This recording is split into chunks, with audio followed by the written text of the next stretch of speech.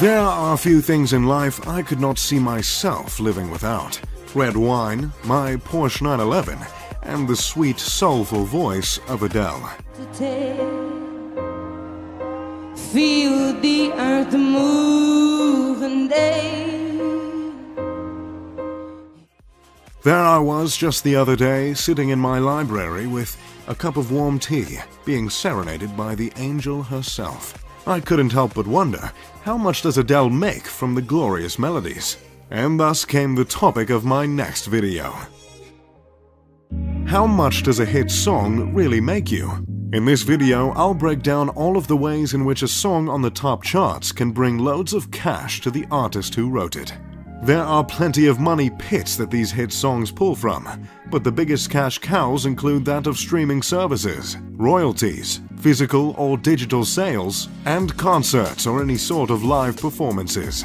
Before we get started, it's important to note that a musical artist's earnings vary based on the contract between them and their record label.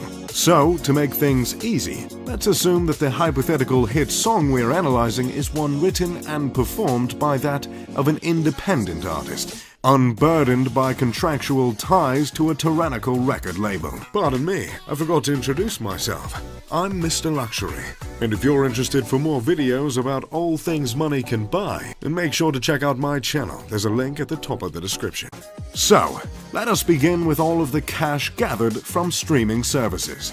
In this day and age, streaming music is much more common than actually buying the music. It's becoming more and more rare for people to actually purchase an album physically in CD form or via digital copy like iTunes or Napster.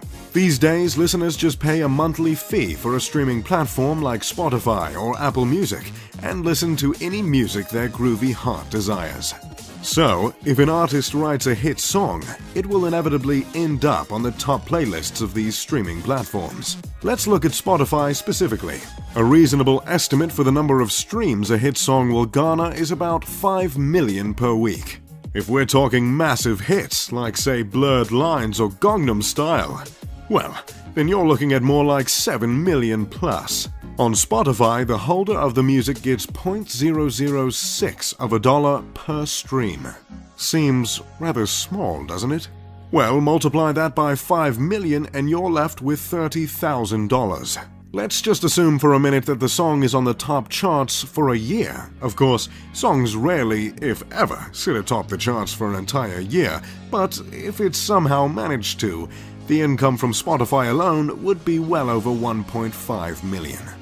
Then you've got Apple Music, and where Spotify pays about $7 per thousand streams, Apple pays between $12 and $15. There's plenty of other streaming platforms, and some are more popular than others, so the numbers get rather complicated.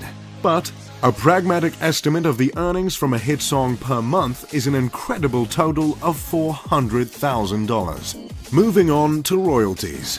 The first royalties that come to the mind are plays on the radio. It seems obvious that any time a song is played on the radio, the artist would be paid a small amount for their troubles. However, this may be a surprise, but in the US, terrestrial broadcasters, otherwise known as AM or FM stations, do not pay performers or sound copyright owners. They only pay the songwriters. Radio airplay is considered a public performance, but these public performances only generate performance royalties for songwriters. So as much as Britney Spears and Rihanna have been featured on the airways, for most of their hit songs, they didn't make a cent from the radio stations that aired them.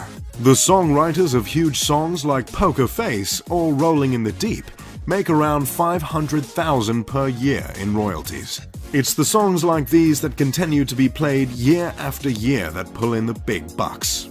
But royalties extend much farther than just the radio. Mariah Carey recently went on record explaining that her hit song, All I Want for Christmas, still earns her $60 million every year just from royalties. I mean, it makes sense considering how often you hear the song, but 60 million? That's a lot of money.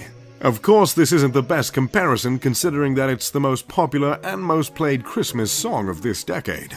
What an absolute banger it is. According to income research from Northwestern University law professor Peter DeCola, The bottom 99% of working musicians earns, on average, 10% or less of their income from songwriting royalties. The top 1%, however, earns an average of almost 30% of their income from songwriting royalties. And that 30% represents the biggest portion of a 1%er's total income. This makes sense, considering it's the big hits that anyone really cares about or uses.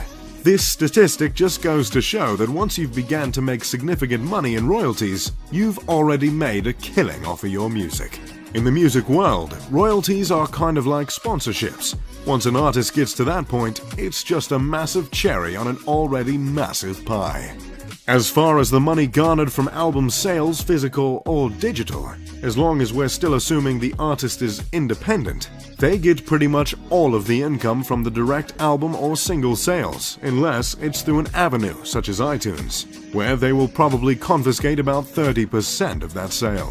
While it's not as popular as streaming, an artist with a killer song at the top of the charts will make hundreds of thousands from these purchases from their fans. As the great J. Cole once advised Lil Pump in his track 1985, never quit touring, cause that's the way we eat out here in this rap game. And that's true. Touring and performing live in front of enormous audiences is where artists who are attracted to record labels make majority of their cash. Depending on how popular you are, a hefty concert can pull you in between $50,000 and $100,000 a gig. That's one night, and you're pulling in 6 figures. Eventually, you'll start to feel like Floyd Money Mayweather himself. Say, on the reins of a hit song, an artist goes on a tour around Europe where they play 50 different concerts. If the artist is on the higher end of the popularity spectrum, they'd be making $5 million easy from that tour. Not to mention all of the merchandise and physical albums being sold at the concerts, as well as smaller contributions like meet and greets and things of that nature. Then, of course, there's the general snowball effect that shows up in any business related to media. A hit song brings the artist to stardom if they're not already there. This variable is immeasurable but can't be ignored. Once the artist reaches this point of ubiquity in the culture, then winds of social media will take them from there. The face and name of this artist are now valuable for the indefinite future. The artist is now a celebrity, and the money is simply something that comes with that. There are plenty of other factors that are difficult to quantify but still add up to a significant amount of cheddar. Things like sponsorships, monetization of content, and guest appearances are all big cash grabs for artists and can be a direct result of a hit song. Long story made short, the least a hit song can make you is a millionaire. Artists like Mariah Carey make millions upon millions from their hit songs, but not all hit songs come from such popular artists. You've heard Tainted Love, but have no clue who Soft Cell is. You've sung along to Come On Eileen plenty of times, but Dexy's Midnight Runners just doesn't ring a bell. You've likely never heard or remember hearing of the band The Knack, but you've undoubtedly heard their hit song, My Sharona. This track, as well as the others, are the epitome of one-hit wonders. Burton Avere, lead guitarist of The Knack and one of the songwriters of My Sharona, literally lives off that one song. He definitely put it best when he said, "I'm lucky." When people ask me what do you do for a living, I say I just go to my mailbox a couple of times a month. That song has been so good to me. Avere hasn't made another song even close to the magnitude of My Sharona, but he couldn't care less. So, the real answer of how much does a hit song make you is enough. My Sharona is now a diamond record with over 10 million units sold.